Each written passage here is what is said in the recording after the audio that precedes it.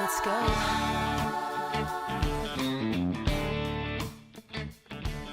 Hey, this is Matt Thomson here with Nashville Entertainment Weekly and Talkopolis, and we are here with some amazing production crew for Heartworn Highways Revisited. Hope I got that. Yeah, you got it. It's a mouthful. A mouthful, yeah. Okay, and please introduce yourself here. Your name is... I'm Wayne Price. I'm the director. Okay. I'm Tom Paul. I was the sound designer, sound mixer. I'm Brian Devine, producer of the film for Gigantic Pictures. Excellent. Well, and I hope I get the sound right with you right here. There's no pressure here at all. Is this in 5.1 surround? It is actually. It is actually. It's not. I can make it like that. Yeah. Yeah, he's THX certified. Okay, so tell us a little bit about the film before we get into some of what you did with it. Just an overview, roughly. Well, there was a movie made in 1975, 76 here in Nashville called Heartworn Highways. That shouldn't be the mouthful. Yeah, right. And that was about the beginning of the outlaw country movement and involved a community of musicians. It was a sort of a visual record. It wasn't a documentary like you'd ever seen before. It was just about a community of musicians making music and involved Guy Clark, Townes Van Zandt, Steve Earle, Steve Young, some of the greats of songwriting.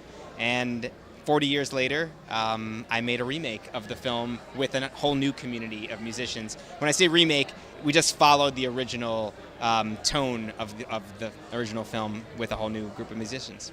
So that's the basic. That's great. And when that happened, was it something that you started officially, the ball rolling on it? Graham Leader, who's you just met Graham. Yeah. Graham's the producer of Heartworn Highways. He had been tapped by a couple of people who said, people are taking notice to Heartworn. It took him many years. The movie was underground. It sort of lived as a quote-unquote cult film. And he sort of put out feelers about what a follow-up to Heartworn Highways could be. I was introduced to him, and then I brainstormed with him for a year. Brian Devine came aboard to help us make sure that the film happened. We shot it here over the course of a year and a half. I edited it. Tom mixed it. Here we are. That's great. I love that whole, and we're done. Okay, That's it. Thank you. No. Okay. So first of all, producing wise, how about any challenges or things towards it with aspects of music and the film?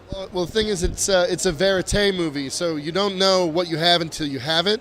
So it's like catching lightning in a bottle. So you go out and you just sort of try to find the feeling more than anything. And so we were out there kind of like a safari for feeling, for heart, for whatever it is. And then when we were in the editing room, we had to make all the difficult decisions. This song stays, that one doesn't go. And, they say kill your babies, like when you're in editing. We killed so many beautiful babies making this film. So many songs that were just as good didn't make it. And but we really wanted to kind of pay homage to the original film, but also kind of treat the new artists just as seriously, give them that same kind of ephemeral feeling that the original had. And I think we accomplished that. I think we got that. But it was like looking for magic. We didn't have a game plan so much as we knew it when we saw it. There's so many taglines in that whole thing there. It's amazing, yeah. Brian Tagline Divine. That's very good. I noticed it. Yeah.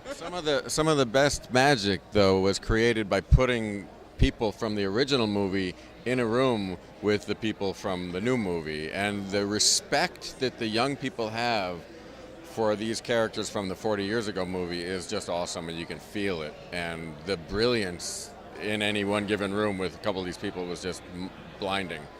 I think that's a great point with music, especially, and musicians, and this transcends to the people that follow the music. You really do respect your elders in a way because they stand on their shoulders. You stand on their shoulders. That's right. And you take some of their similarities with your stuff and you mix in your own, but you have that growing up. And I mean, it must be an amazing process, not only for you guys to be with that, but for the musicians to be in that room and the crowd there. So that's... Well, these guys, this group of musicians were not only inspired by the songwriters, Guy Clark, Townes Van Zandt, Steve Earle, the guys from the original, they were also inspired by the original movie. Like, they were brought to that music because they were introduced to it by Heartworn Highways. So we had this double sort of punch here by guys who were, as songwriters, inspired by these guys, but also may not have ever known about them if it wasn't for Heartworn Highways introducing them. And we touch upon that in the movie as well. Yeah.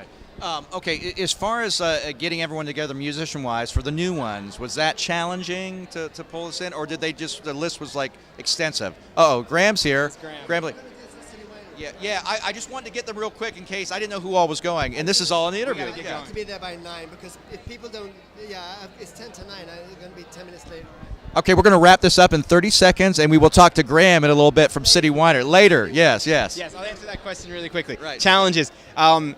There were no challenges getting these artists together because we hit the right people. The Guy Clark was what they called the lightning rod in the first film. He was the one that everybody attracted to. And in this film, we had 2 lightning rods, that being John McCauley and Johnny Fritz, who were the center of a community here. And pretty much wherever they went, a bunch of the others sort of followed in the sense that they threw gatherings and they brought everybody together. And once I met people organically in that way, it was easy to arrange, And because they had reverence for the original film, they were more than happy to show up when I said show up and play the music. That's great. And then sound quality with that, you tweak certain things so you could give the best sound for the individual musicians and the vintage stuff, right? Or not vintage, but the guys that played before.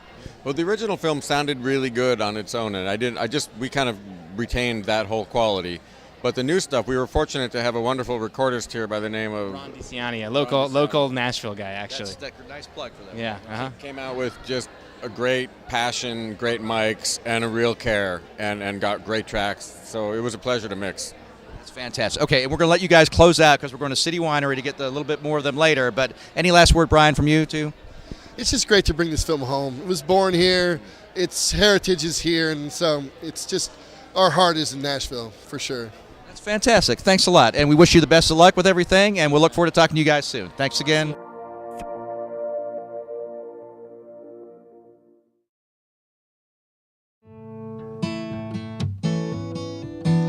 I can just get off of this LA freeway without getting killed or caught.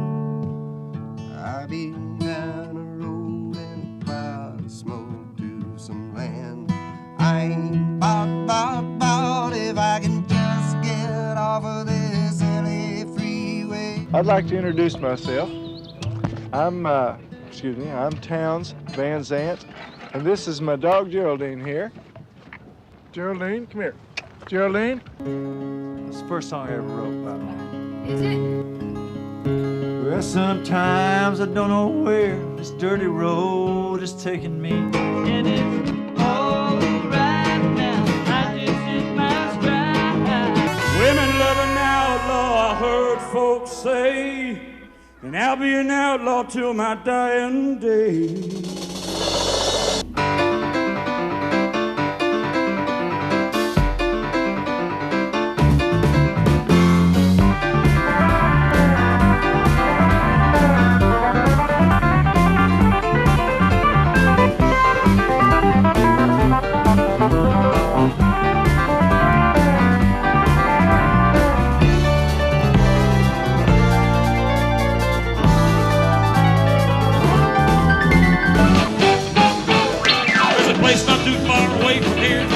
The cows and the Lone Star beer where the living and loving is quite all right with me.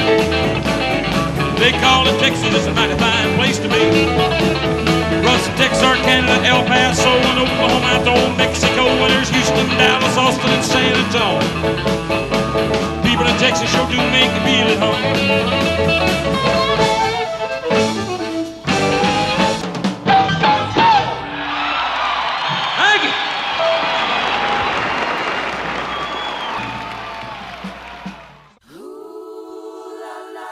Let's go.